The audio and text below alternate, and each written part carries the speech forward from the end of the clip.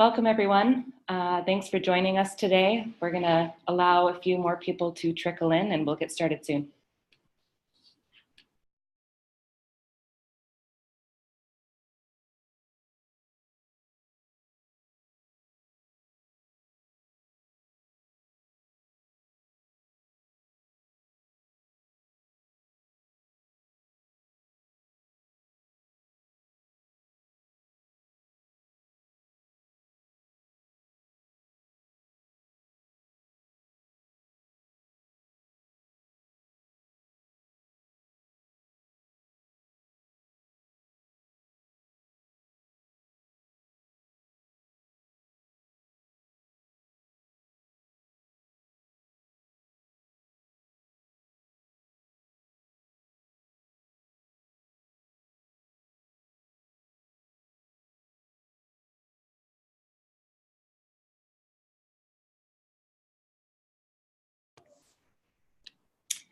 Hi, everyone. Thanks so much for joining us today. I'm Jen Gustafson, and I'm a content director at NewsCred, where I have the opportunity to work with a lot of innovative technology companies, including Twitter. And I get to work with people like Joe, who's here with me today. We work very closely together, creating great content for brands and agencies. I won't do his introduction justice, so I'll allow him to say hello to the room. Good morning, webinar people. What's webinar fans? Good morning, all the hustling marketers out there. We're so excited to talk to all of y'all today. My name is Joe Wadlington. I've been working at Twitter for 4 years. I'm a content lead on the @TwitterBusiness team. So I've been thinking about agencies and hustlers and influencers and small businesses for quite some time here. And I'm really excited to share some of the expertise that we have accumulated over the years and some of the stats. We had our data science team work for 6 months to come up with the statistics that I'm going to share with y'all today. So I think they're going to be really valuable, and I'm excited to see them out on Twitter when you all start employing our advice. Awesome. Thanks, Joe. So let's start by just setting the stage for why NewsCred and Twitter have come together for this webinar today. For those unfamiliar, NewsCred is the world's leading content marketing platform, and our mission is to help marketing teams work better together. In that spirit, I'm going to be kicking things off with some high-level trends about content marketing and the social media landscape, which will help highlight the importance of knowing your audience and data to succeed on Twitter and in marketing in 2019. If we look ahead to the agenda on the next slide, here's what we'll cover today. We've already received a lot of great questions, which we'll answer at the end of the webinar. And you should also see a Q&A box at the bottom of your screen where you can leave any questions at any time for us. So with that, we'll dive right in. First up, I like to start with this slide as a reminder that the goal for us as marketers is not to be good at content, it's to be good at business using content. But it's also harder than ever to create effective marketing. But why is that? We'll look at several industry and consumer behavior trends to answer that question. First is brand new, hot off the presses NewsCred data from our analytics platform and customer base.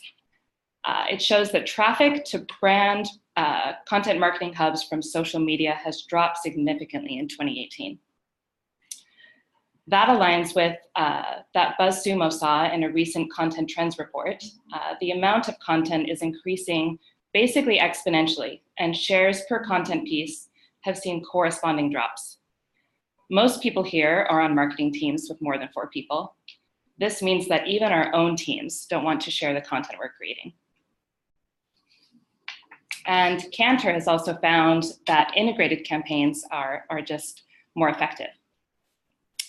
So many of you may be thinking, how does this apply specifically to social media teams?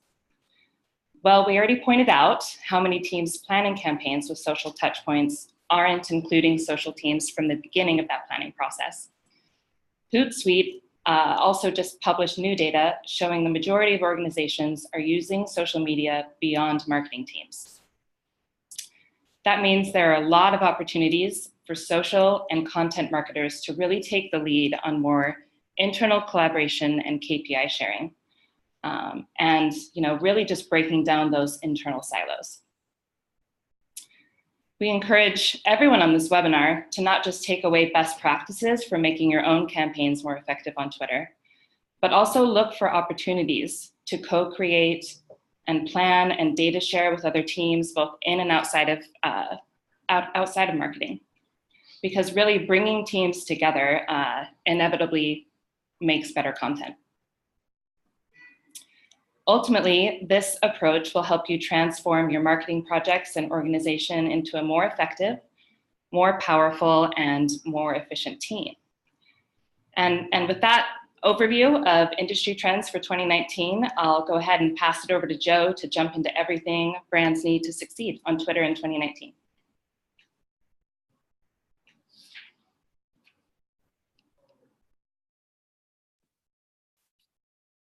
Oh, I'm sorry, Jen. I don't think I drove your slides correctly.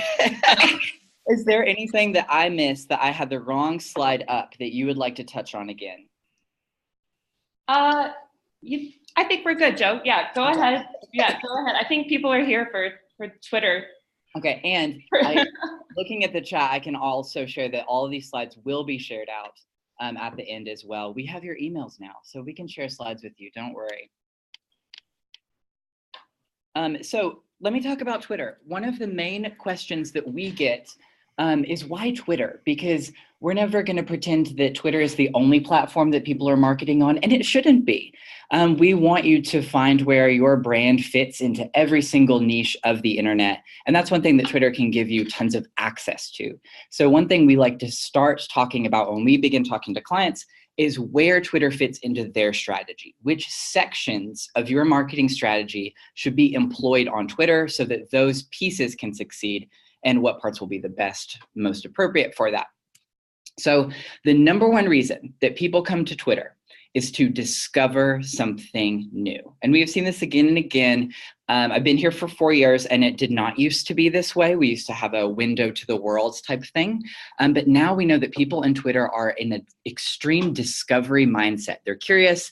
They came to look at Twitter, which is really exciting and a great way for you to sculpt all of your ads and your strategies to know that people are looking for new things. So then any part of your strategy that has to do with discovering new stuff is going to do exceptionally well on Twitter. 3 ways that you can also think about your campaigns and how to filter what should go onto Twitter. I like to think of them as conversation, control, and back talk. So if there's anything about your campaign that is really conversational, something about your business, you want to ask questions, get the opinions of your customers and your potential customers, you want back and forth, that should go on Twitter, because nothing moves faster than Twitter, and it's an easy way to collect all of the conversation. Secondly, because Twitter moves so quickly, if you want to control the conversation on something, say you want to launch your product, you have a new location opening, there is other conversation already happening about your business, one of your clients, something in your industry, and you want to be some of the first people to comment on it or to get ahead, then Twitter is the place to go. It's going to move faster than a lot of the blogging platforms or more professionally focused platforms as well. And it's also a great place to talk about apologies, to take things back, to have that really casual language that works on Twitter, to be able to level with people, human to human, business to business. One mistake that we see a lot of businesses make is they will use Twitter as a publishing platform. And so a lot of their tweets will read like a press release, or it just all sounds a bit stiff. And then immediately their followers start asking questions or kind of poking holes in that really gorgeous glossy statement. And it can kind of fall apart, where really human conversational language does extremely well, where people feel like they're being leveled with. And then the third thing is back talk. I'm going to have some brand examples of things I really like to see on Twitter later, and none of those will include one of the ones that are celebrities right now of Hardee's, Wendy's. Everyone knows that burger Twitter is extremely sassy right now.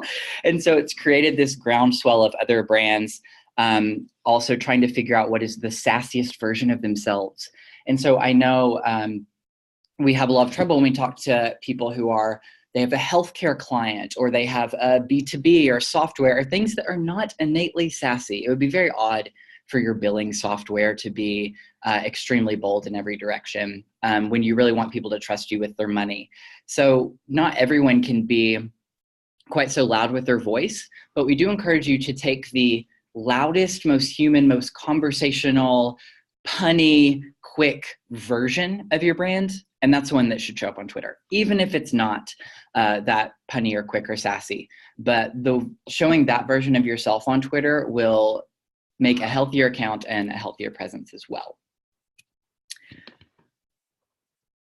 Oh, and another misconception in terms of how people use Twitter and how to inevitably grow your account is the play between organic and promoted. To have a really healthy Twitter following, to be able to use Twitter as a really healthy and effective marketing stream for your company, you have to be paying for ads. You have to be promoting your stuff, and you have to have a strong organic content strategy as well. The two help each other out. And one question we get often is people say, oh, they'll send you a screenshot of a tweet that doesn't have the promoted badge on it. And they'll say, well, this is, they did this for free, so I want that.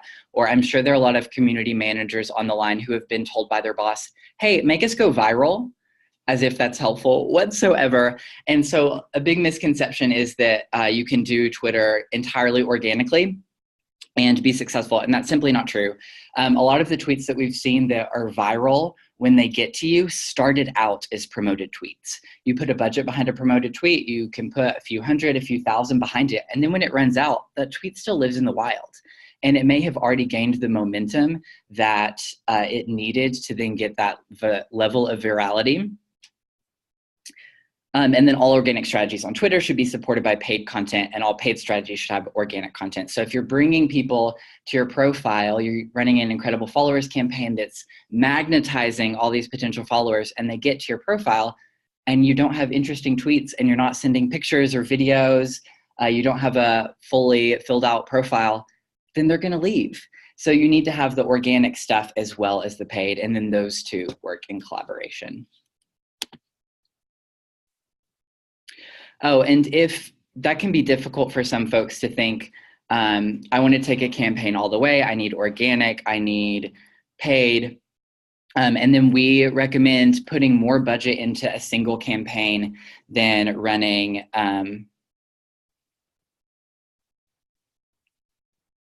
more budgets into a single campaign, or being able to really focus extremely in one area. I'll have a slide later where I show a matrix of what each product does. And it's really important to ask what is the entire point of being on Twitter and to get those clear goals. I know that can be difficult. I've been a freelance community manager before, and that's a really helpful way to start with your manager, with your marketing team, is asking, are we growing the following? Are we doing brand awareness? Are we pulling people to our website? And really nailing them down on what is the one or two specific goals, because all of our campaigns are objective based. So you need to know that going in. And this is another misconception we see with a lot of our advertisers, where they've been advertising for a while and they're not enjoying Twitter ads. They don't find them successful. And we're like, oh, what is your goal? And they're like, to be good at Twitter. And we're like, love the goal, little unspecific. But whereas you say focusing on followers, focusing on website clicks, focusing on app downloads, then that is a way that you can really invest in it, make multiple campaigns, optimize them, and really do it right. So I'm going to talk about some creative best practices. We have a lot of visual examples that I'm going to fly through. First of all, we're surprised by how many folks start advertising and then they don't have a fully set up profile. And I think because people focus so much on the tweets, and we love well thought out tweets, but people can often forget that their profile is basically their landing page when it comes to Twitter. So you need to go to your profile page, take a hard look at it every single quarter, and ask yourself what should need to be updated. Would you follow this account is something we often ask ourselves at Twitter. Fill every field, create visual consistency with the profile photo, the header image. And then I like to think of it on a time scale. Of course, your tweets would be the most recent thing. You should be tweeting several times a week, several times a day. And then your pinned tweet is basically representative of if someone asked you as a person what's new, but if someone asked the business. So if someone asks your business what's new and you have a new branch, a new product launch, that's the perfect pinned tweet. And then I think of the header image as being something that is reflective of what's big that quarter or that moment. So whatever brand colors you're working with at that time, for some brands, their header image is not going to change very frequently because they have this same visual look for a long period of time. That's great. And if your company, if you have a nonprofit and you're raising money for 8 months, then hey, what's new is go to this link to give us money. So that pinned tweet will stay up for 8 months. And that makes so much sense. But it is important every quarter to look at it and ask yourself with each element, could it be updated? So here is a picture of MailChimps, and I think they do that really effectively. We have the classic MailChimp logo framed very beautifully in the circle. If you've not updated your profile photo since we moved to the circle profile, please do so. You may have odd white corners in it right now. And their header image is with the current brand campaign that they're running. So you can see these colors reflected. Their pinned tweet is a little bit cut off, but you can see that nice pale millennial pink that is everywhere and these polka dotted balloons. So it just looks extremely consistent. And then I think they may have, I don't love this bio. It could be a little bit better in terms of why someone would follow MailChimp specifically. But MailChimp has such good brand awareness that they've created a bit of loyalty where they can kind of play with it. And I also know that MailChimp is currently adding a lot of new things. They're doing snail mail now. They're adding new, so their brand is expanding and changing. And I think this is a bio of a brand that is kind of expanding and growing. And I love that they have such a specific, for updates about our service, check out at MailChimp status. So they're kind of saying, don't DM us your problems because then they won't get solved as quickly as you would like. They have their headquarters as Atlanta, Georgia. That's something a lot of big companies miss because they're like, oh, we're everywhere, we're online. But having your headquarters flagged immediately humanizes the brand. It also means that locals will be able to find your brand more easily because that means if I live in Georgia, the MailChimp profile is going to be served to me more when I'm in Twitter search. And all of your employees that work at headquarters are going to be able to find it more easily. And then they have their website right there. You should change your URL based on which web page you want people to go to the most. So often it's probably not your landing page that you want if there's a new product you're pushing or that type of thing. And then their pinned tweet is great. It's from January 18th and it's about New Year's resolutions, so very timely. SketchUp, so this is a great bio. Ultimate tool for designing user interfaces, websites, and icons. So that immediately tells me why I would follow them because I would get updates. And then if I think of myself as if someone who designs user interfaces and websites, then I immediately know, oh, this is the ultimate tool for me. So I should follow. Start your free trial at SketchUp. So they have the website twice, which tells me they're really promoting it right now. And these are 2 call to actions, which I think are really sticky. Start your free trial so I can get started today, and then join our community today, ! It makes me want to follow it. So now we're going to move into some creative best practices on the tweet level. We were asked a lot, what are the new features? What are the new things? And while video is not a new feature, the way in which we're interacting with video and the way video is showing up on Twitter is new every month. We are shocked. We keep running, have our data scientists, and they'll do a study on how video is growing, and then we'll be like, it can't be growing that quickly still. And we'll like send them back. You have to verify the study, but each time we're so pleasantly surprised by how it's taking off. Tweets with videos are 6 times more likely to be retweeted than tweets with photos. So, and we don't want this to make it seem as if you need to spend a lot of money on a video campaign. We did buy a green screen recently, not to brag, but it's been really helping us on the Twitter business side. But we have seen a lot of performance from lo-fi video. People just love video in general. That doesn't mean it has to be produced. And to prove that, I'm going to show a very produced video from Glossier. This is a great use of video.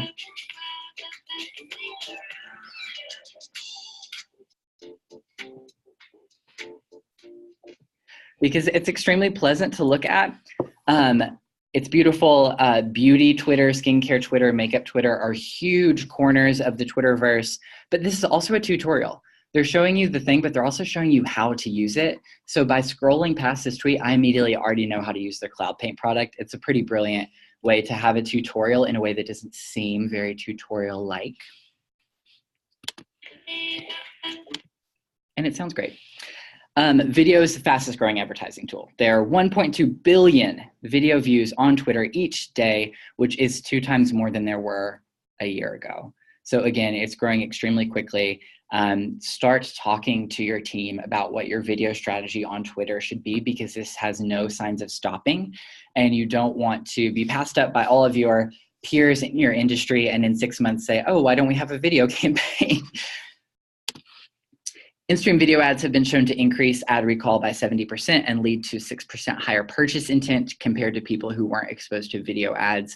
And the reason that we think video is so successful on Twitter is because of the discovery mindset that we talked about before, of people are really curious when they come to Twitter, and they're really sticky. They're willing to sit there and watch a video, and we have an extremely high mobile audience, and so that bodes well for video as well.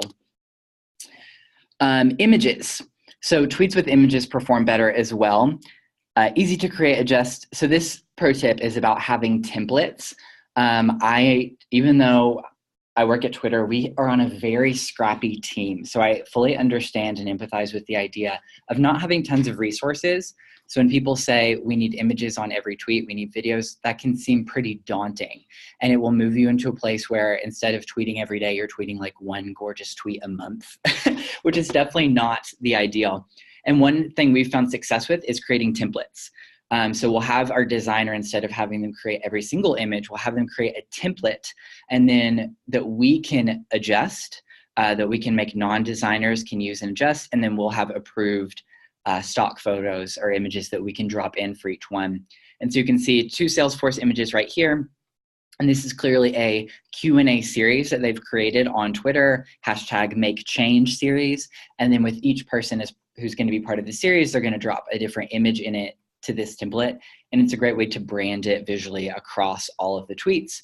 So every time if someone listened to the first one, they see the tweet roll by and they're like, oh, this is something I saw before that I really enjoyed.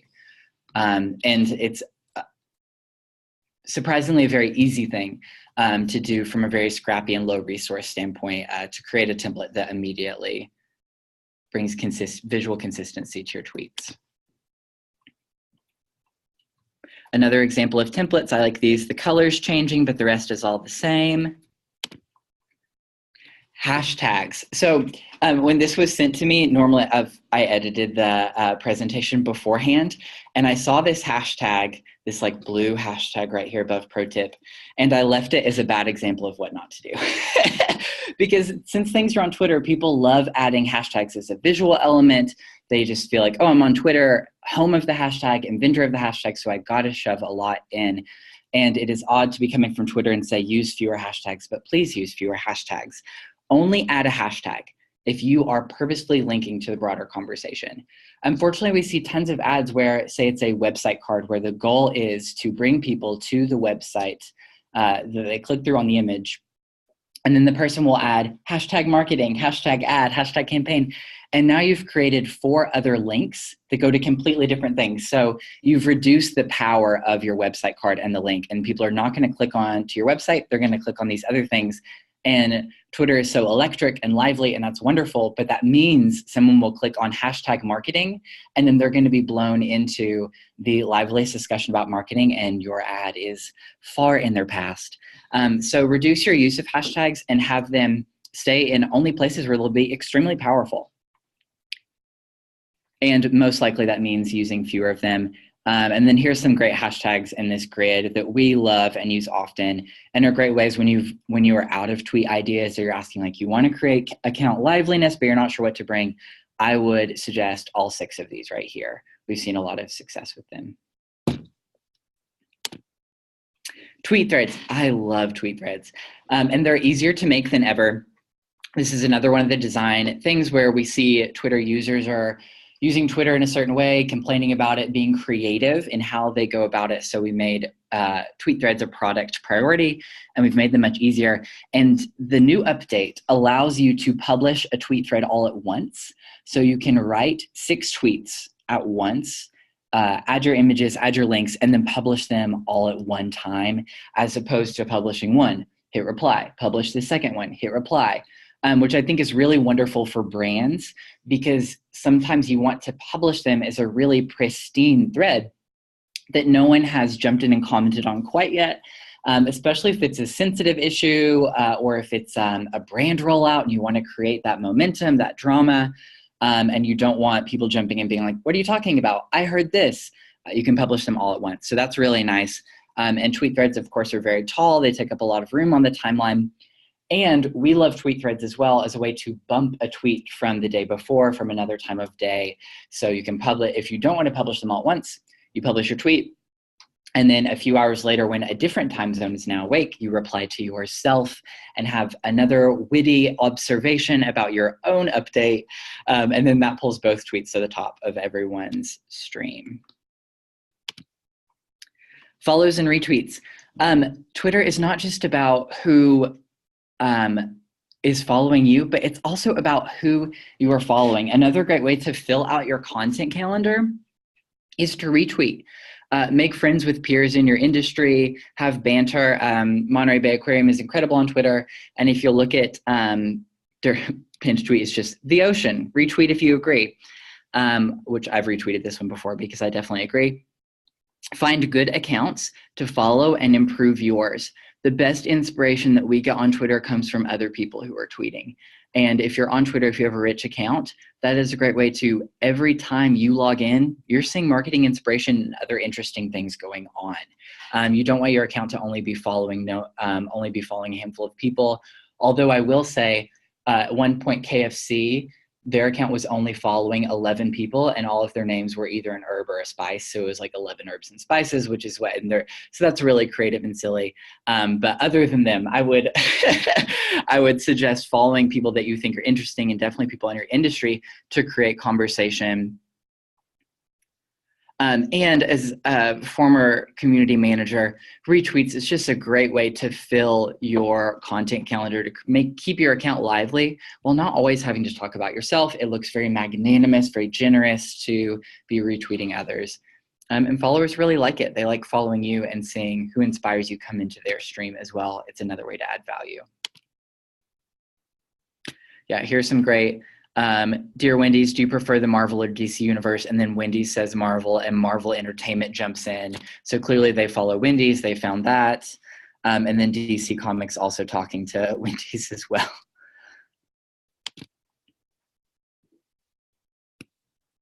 Okay, and this is what I was talking about before, of what version of your voice will be most successful on Twitter. So I'm gonna play this video from Shutterstock. We saw this, and it just blew our minds. We made every single person on our team watch it several times. And this, of course, is in reference to the 2 documentaries about the Fry Festival on Hulu and on Netflix. So this is also very timely, which is what we loved. If you're commenting on something that is in the zeitgeist, but it's not something that is so sensitive or so dicey that it could possibly go wrong for you. So Shutterstock, I'll just play the video.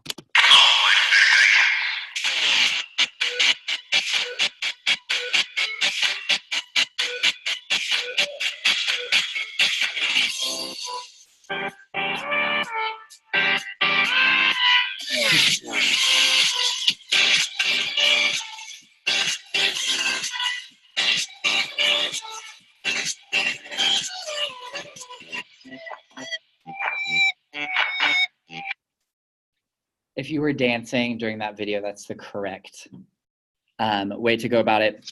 We all were too. And so they're, of course, saying, they're basically implying that we have enough imagery, like stock imagery on our site, that you could do an entire scam and make millions of dollars as a grifter, which is a really compelling ad concept, and one that I have not seen before.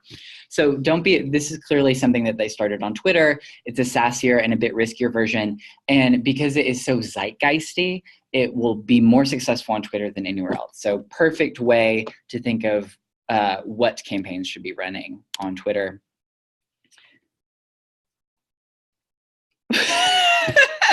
what is this?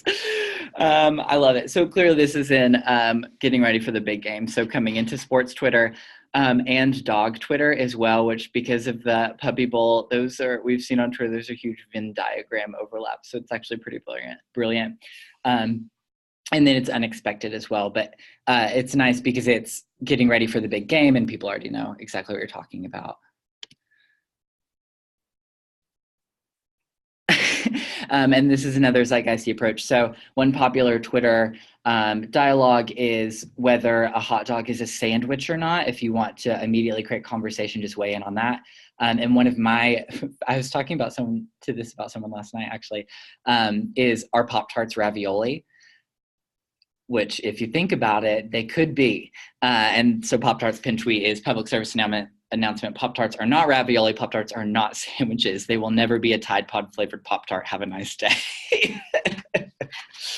So they're bringing in several references, which again, this is the sassier version of how Pop-Tarts would normally be. But it's still like, it's not so much where it's completely out of their league or anyone's concerned for Pop-Tarts' mental health, which is good. Building strong campaigns. So let's get into some more specific and ad-based things. What does each campaign do? So this is a grid that you can see in the Twitter playbook for agencies.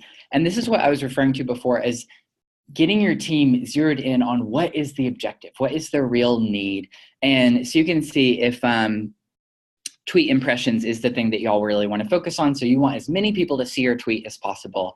You can run your finger across the tweet impressions line and see that there are 3 different campaigns that do that. An awareness campaign focuses only on tweet impressions. So that is, I want as many people to see this tweet as possible. Quick promote is the fast mobile version of an awareness campaign. Or if you see that your team's goal is followers and tweet impressions, then Twitter promote mode is the only one that does both of those. So very helpful. And again, these slides will be shared out afterwards. Know your audience. That is another thing to do right at the beginning of a campaign when you're trying to figure out what to target. I'm sure we'll have some targeting questions later on, and I'll keep referencing going to analytics first because that's when you found it the most juicy information. Analytics.twitter.com is something that you have to have a Twitter ads account to access. And when you sign up for Twitter ads, you will have to put in a credit card to sign up, but that is not to, you will not begin getting charged. You only are charged for advertising on Twitter, not having an ads account on Twitter. So it scares some people away. Don't worry about it. It's not until you set up a campaign. It's so that when you set up a campaign, you can start it immediately because a lot of people want to be able to start campaigns on the go. But when you sign up for Twitter ads, analytics.twitter.com is one of the absolute hidden gems. I'll show you. So this is my analytics dashboard. And then you get incredible information like this. So it appears like 98% of my followers are interested in dogs. 91 and 80% are both interested in types of comedy. So that lets me know if I were creating a content calendar for myself, funny dog videos would go off exceptionally well with my following. Most followings would like that, but especially mine. I'm not surprised to see weather really high up because so many cities are experiencing extreme weather, and I'm sure over the next few months that will trickle off. Music festivals and concerts is pretty common for my following.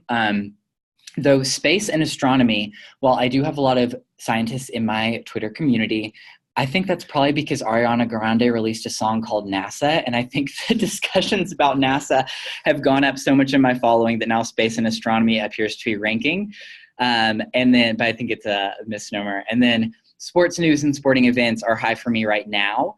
And I'm sure as we get farther away from the Super Bowl, those will go down. I bet those are really marketing conversations that are being had around the Super Bowl, not so specifically about the football that I hear is played there. And then I have other demographics, lifestyle demographics, consumer behavior, household income network. You will be shocked if you've not looked at Twitter analytics, how much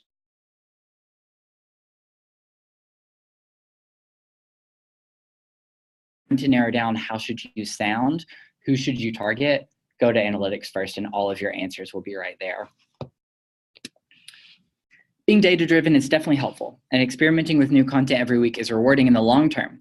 From December to July 2017, we measured a 45% increase in engagement by optimizing our content and testing small innovations every week.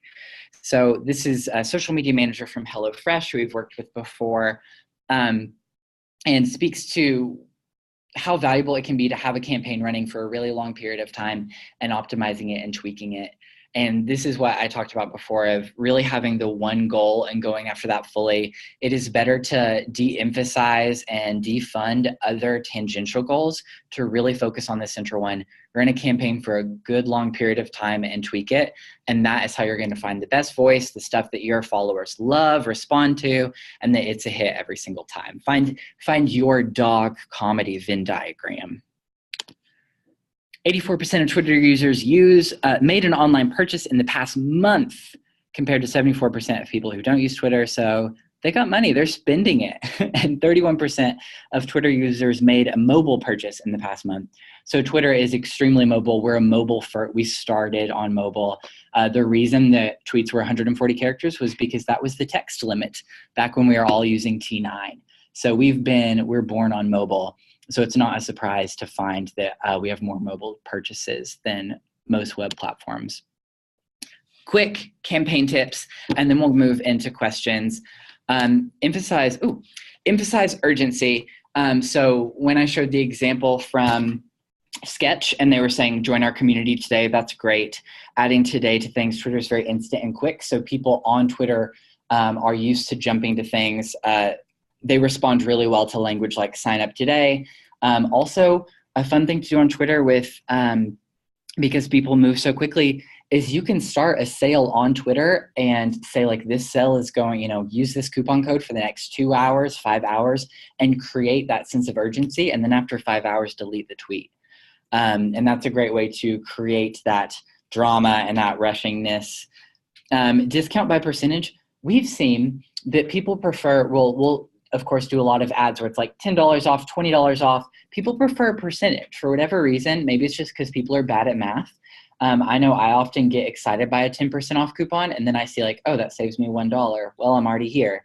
And we've seen that that's true with Twitter users as well, is if you just count by percent, that normally gets more clicks. On the tweet level, asking questions, of course, is great. Twitter is a conversational platform. Like I said before, whatever conversational aspect of your campaign, the most conversational version of it, it should show up on Twitter. If you've run out of ideas, ask a question. Just be like, what are you doing today? How are you doing today? And you will be surprised by how many people want to engage, but they come to Twitter to have conversations just like that.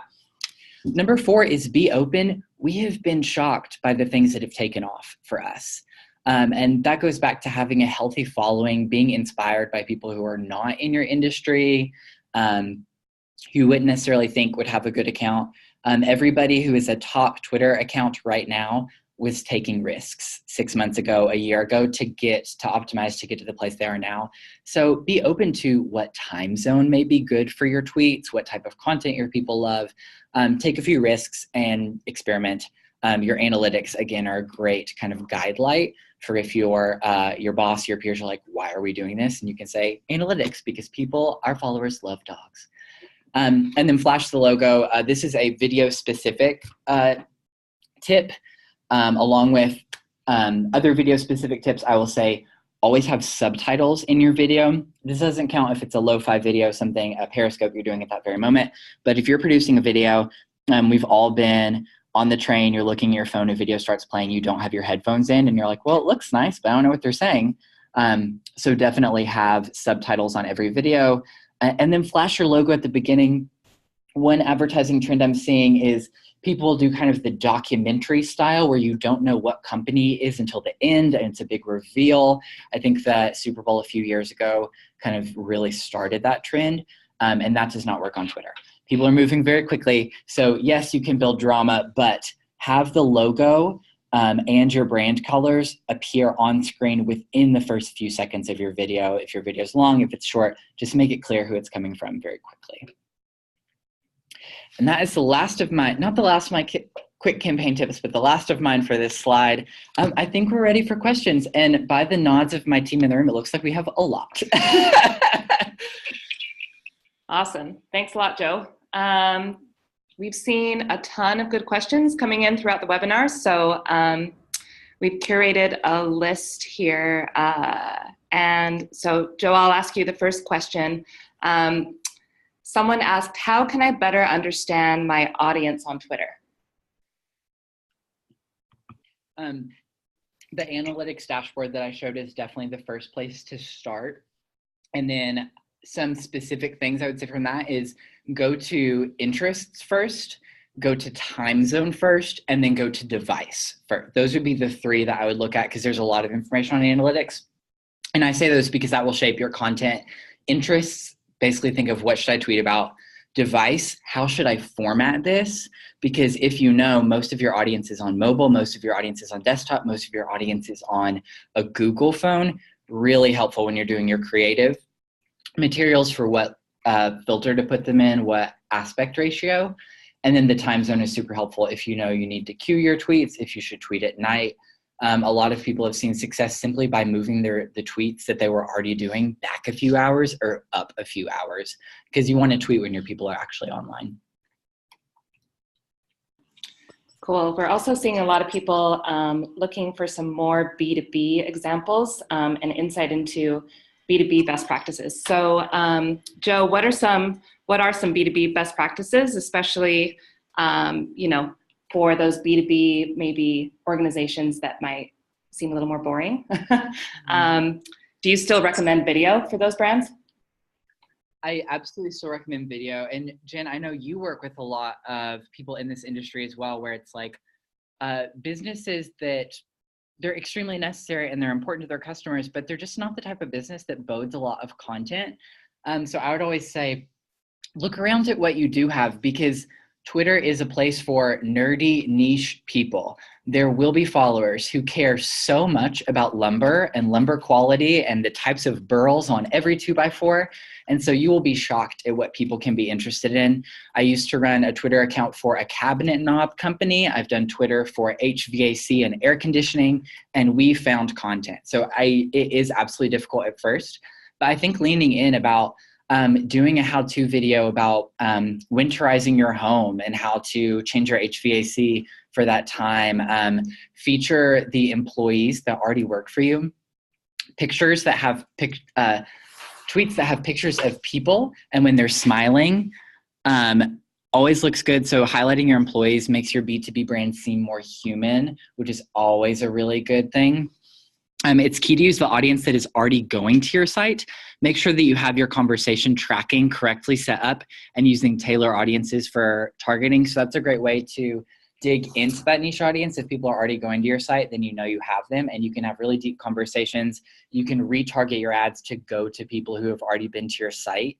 And then these are things that other B2B brands are also struggling with. They all are. So by making yourself more human and by really focusing on Twitter, you're going to be able to do something that a lot of your competition is not doing and finding these folks. Totally. And to build on that a little bit, Joe, even in B2B organizations, we're still all talking to humans, and every brand, every technology platform, whatever the B2B industry is, still has an interesting story to tell. So I think, putting people at the center of the conversation is always just a best practice, regardless of your industry. Let's see, next question. Are there tools that can help show target audience, that can help show my target audience in an ad that is related to the nature of their business based on their profile? Yes and no. So I'm hearing two parts to that question. One is kind of, can I show tweets to people who don't follow me and target them? Absolutely. And you do that by promoting your tweet by running a promoted tweets campaign. And those, of course, have tons of layers of rich targeting. We recommend starting really broad with your targeting and then seeing where that goes, and then zeroing in over time on your promoted tweets campaign. And then the other half of that question, I would say, no, we don't have a tool that can filter basically people who say that they're a business, people who say that they're into this type of thing. And the reason is because we have other tools that are more valuable. So similarly, I talked early on about filling out your profile completely. there are a lot of people on Twitter who have not filled out their profile completely. And so you can't always look at a profile and know what that person is interested in. They're not going to list their entire purchase history in their bio. They're not going to say all the things that they're excited about learning from brands. But based on who they follow, they will tell you quite a bit about their interests. So if you, as opposed to targeting the profiles, I would say target who the profiles are following, because then they will tell you what they want to hear more about, the brands that they're interested in interacting with. So to this question asker, I would say dig into follower targeting. That's also the targeting that we recommend first for a lot of different advertisers. And think of who your ideal, if you have personas set up for your customers, think of who your ideal customer is probably following on Twitter. And you can target an ad to people who are following that person. And that's a great way to get started with zeroing in on specific profiles. Or specific people, really. Cool. Next question, I think everyone's always concerned about upping their follower count and just getting more visibility. So Joe, what are some best practices for increasing follower count? Of course, we have a followers campaign. But for whatever reason, that always seems very unsatisfying to people. They're like, how do I get more followers? We're like, oh, you can advertise to get more followers. They're like, no, but how do I get more followers?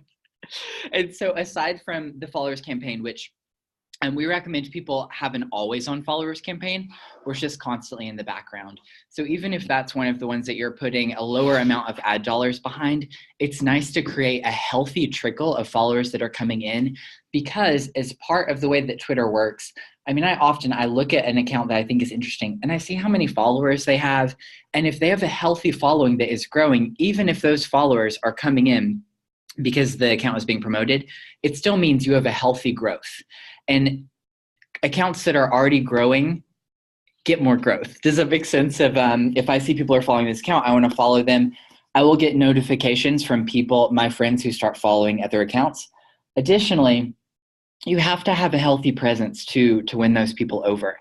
If they follow you through your campaign and you're not tweeting, you don't have a profile that looks interesting with a timely pinned tweet, a good profile image, then they may unfollow, or they're not going to find you organically. So have a followers account always running in your background to keep that trickle going. And then when those people are coming to your profile, they will bring others with them as well. If your account is lively and you're tweeting and everything looks nice and your bio is something that immediately explains why I should be following you. Cool. Next question we've got. How can I find tweets that my brand should engage with? Hashtags are a really wonderful way to get started, but hashtags are not always used in a way. Not every conversation that your brand may want to jump in may have a hashtag that corresponds to it, of course. So I would say start with hashtags, make a list, find the obvious ones, circle up with your team and ask everyone what hashtags have they been seeing, which ones are they interacting with, and then create a list. And you can create a column on TweetDeck that follows all of those hashtags specifically. And that's a great thing to have up and just rolling by so you can see things you might want to jump into. And then I would say the other way is who you are following. Keep track. And you can also make lists in Twitter as well. I know for some people, they may be a little worried to follow certain accounts that they think are interesting because who you follow is public, but you can also make a list and not follow those people. So you can make a list of accounts that you think are really on topics in your industry, who are really quick to jump into things, and then have that up in TweetDeck as well and see their tweets going by. But if you are plugged into Twitter and you watch it enough, then you will start to see those topics come up on their own and very rapidly. I know with my team, we have a running DM where we'll just see a tweet that's interesting and we'll just DM it to each other and be like, oh, this is weird, or this is interesting, or this kind of, and sometimes you're not even aware why something caught your eye, but it's a really fun thing to be able to share together. So I would recommend setting up those 3 streams of some columns in TweetDeck that are following hashtags that are obvious for your industry, and then create a list, just crowdsource it with your team of accounts that are just super creative and super quick, and they seem like they're onto topics. And then, set up a DM group, share things that are interesting. And then, of course, with Twitter Moments and the lightning bolt, tab, we've made it easier to source some things that are trending. But I understand that some of the conversations of people on the call may be so niche they will never hit trendingness, but that's okay. Find ways to jump into them and then you make them trend.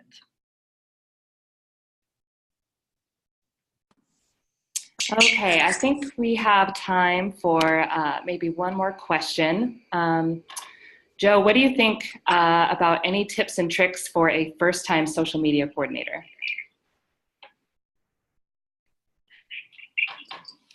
Healthy work-life balance.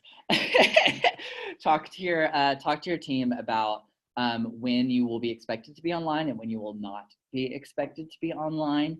I know one mistake I made when I was an early social media coordinator is I agreed to work 7 days a week indefinitely and to be online all the time, which is entirely unsustainable. So I'd say definitely figure out some on-off hours. I would say dig into analytics first when you have a new account so you can see who's already following, and then match that up with your ideals of what you would hope your following would be like and what you would expect. And then you can course correct over time and think, okay, we are a appliance company and we have no home improvement focused followers. That's a problem. So then what forums can we get in where there are a lot of people who are talking about home improvement, who are interested in it, and then go after those folks. So I'd say start with analytics to find out what your account is, get a healthy following on your personal account, and set up a private test account as well, where you can see how all of your tweets form out on mobile and test things before they go live. And then, of course, have a healthy work-life balance. Talk to your team so that they're not expecting you to be online every single moment. Even coming from Twitter, I know you got to unplug. You got to turn off those push notifications sometimes. And I know we have a lot more questions, which we're excited to answer. Thank you so much for all of them and all the energy and the excitement. And you can tweet your questions to @TwitterBusiness. We will be highlighting some of them and answering some of them as well. So we're, of course, excited to keep the conversation going indefinitely. And follow @TwitterBusiness. We'll be talking in depth about many of the topics covered today indefinitely. Those tips are not going to stop coming from us just because the webinar is over. We'll also be sure to share out these slides with attendees as well. Jen, thank you so much for your moderation and your time. This was really fun. I hope everyone got a lot out of it. Yeah, thank you. Thanks, everyone. Everyone.